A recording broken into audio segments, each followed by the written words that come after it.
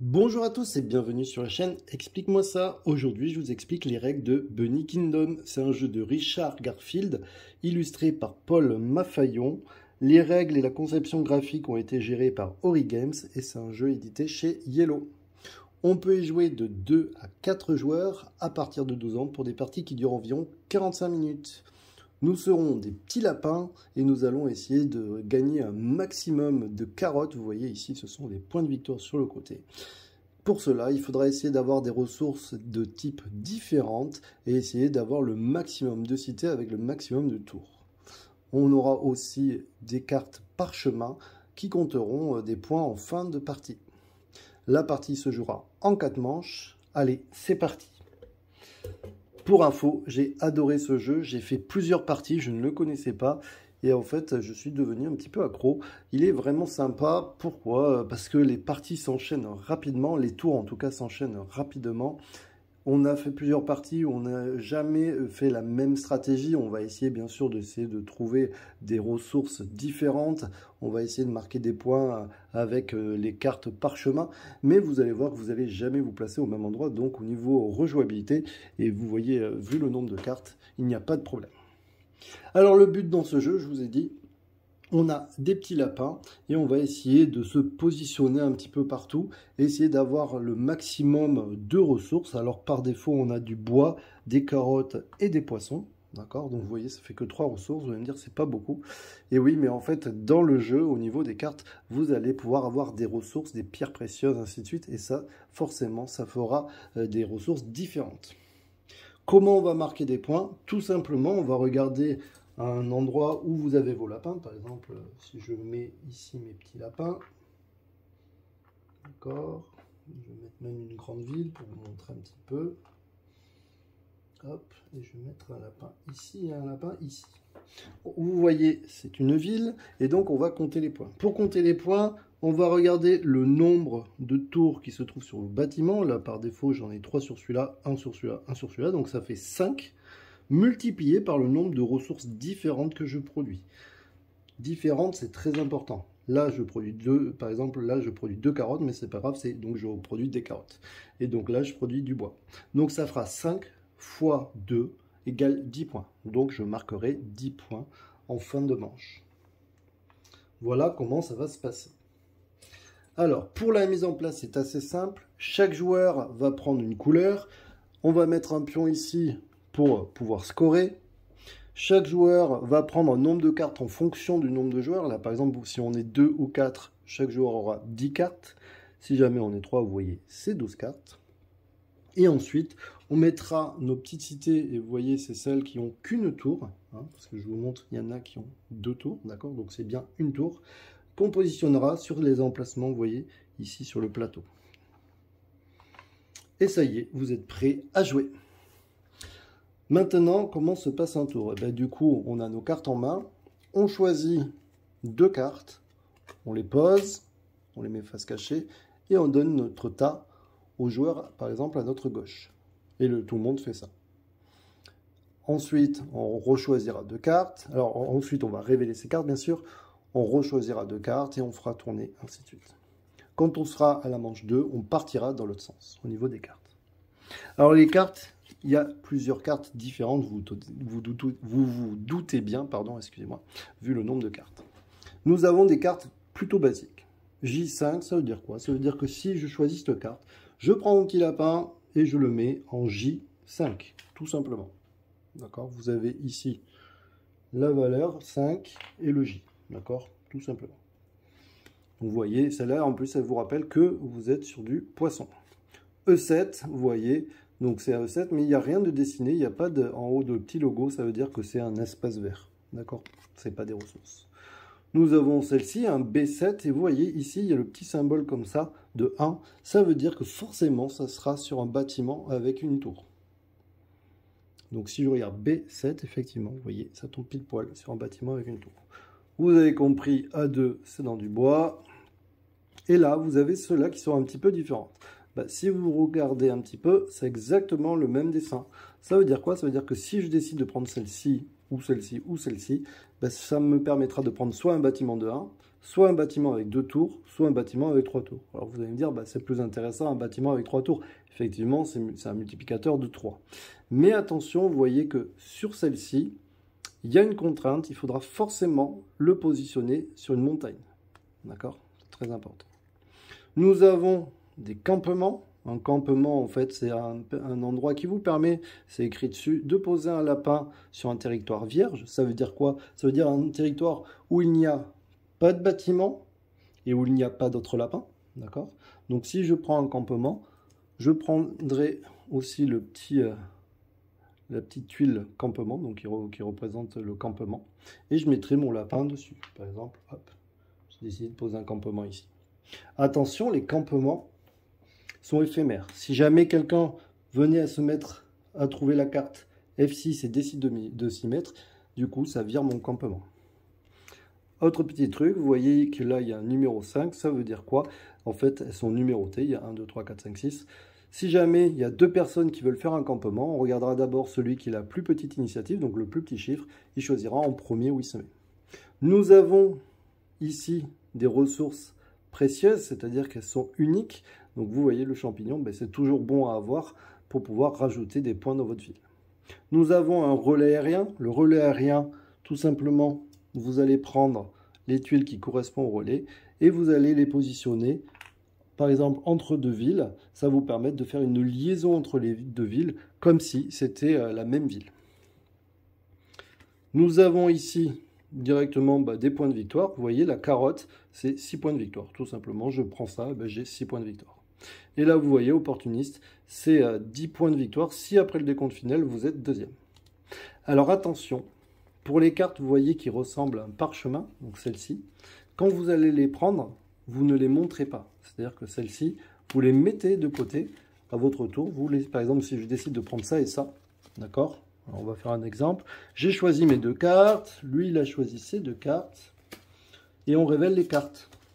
Donc c'est comme ça, on révèle les cartes. Lui, il va révéler ses 2 cartes. Et moi, je vais révéler celle-là. Et le joueur sait que j'ai un parchemin. Il ne sait pas ce que j'ai, mais il sait que j'en ai un, mais il ne sait pas ce que c'est. Et donc là, aussitôt, chaque joueur va se positionner. Alors, I3 et B3. Voilà. Et lui, il va se positionner donc que sur le J5. Alors effectivement, vous allez voir qu'il ne faut pas prendre que des parchemins parce que du coup, si vous ne posez pas de petits lapins, vous n'allez pas marquer forcément beaucoup de points. Et on est reparti. On choisit 2 cartes et on joue. Et maintenant, je vais vous montrer comment on compte les points.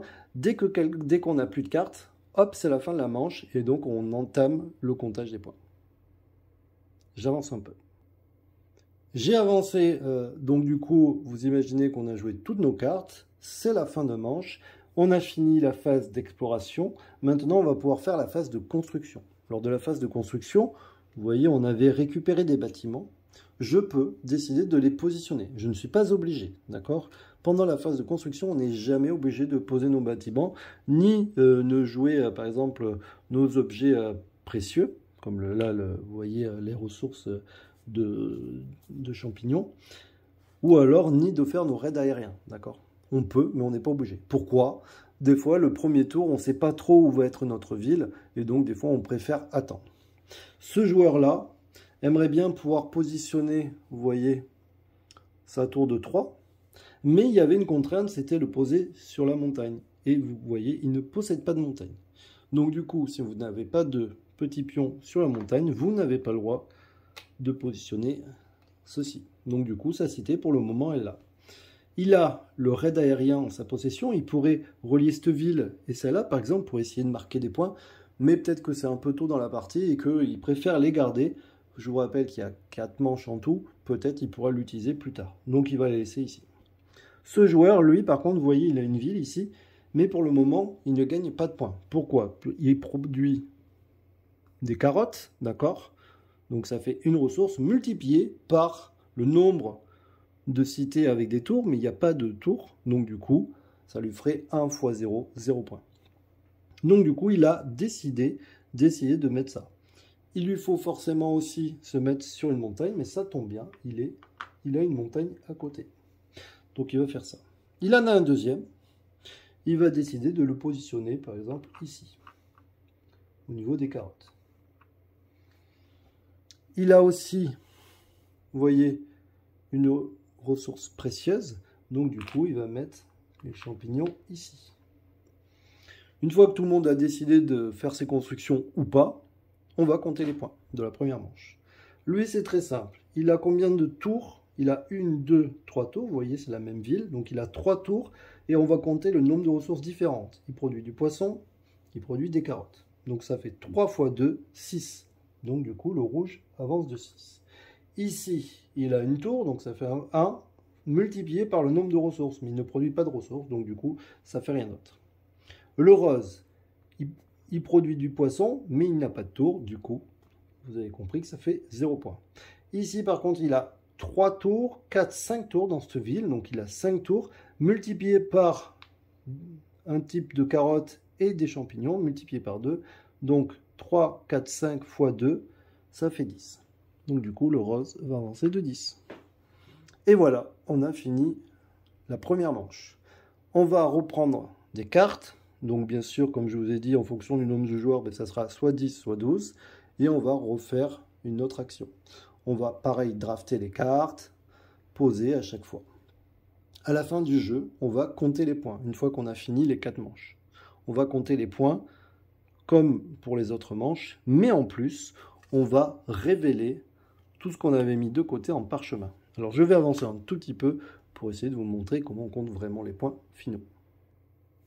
J'ai avancé que le rose pour éviter de compter, et on comptera que le rose, c'est juste pour vous montrer.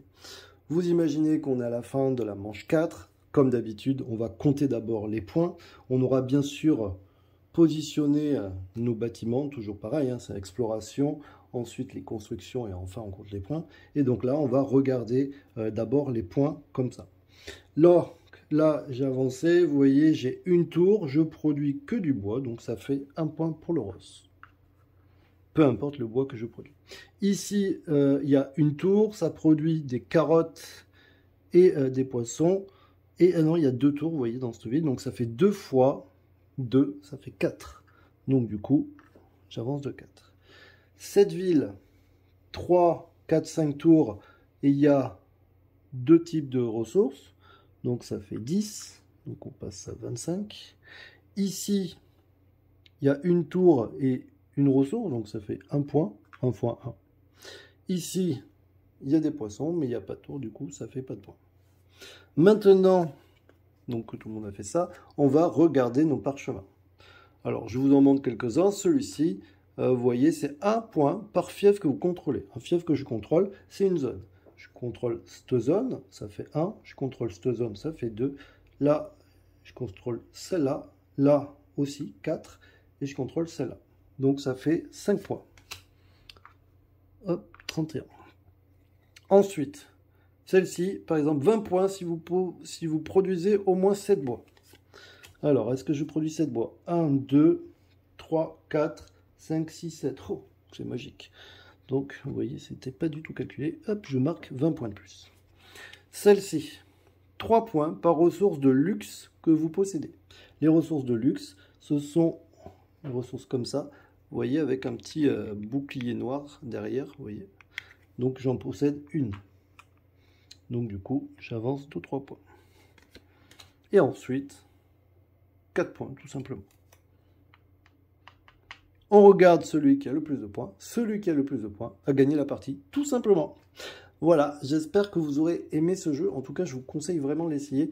Vous voyez, c'est assez dynamique. Tout le monde joue en même temps. On va essayer de se bloquer un petit peu parce que quand on voit que quelqu'un commence à s'agrandir, eh ben, on va essayer de prendre, tant pis, une carte pour le bloquer. Une petite règle que je ne vous ai pas précisée.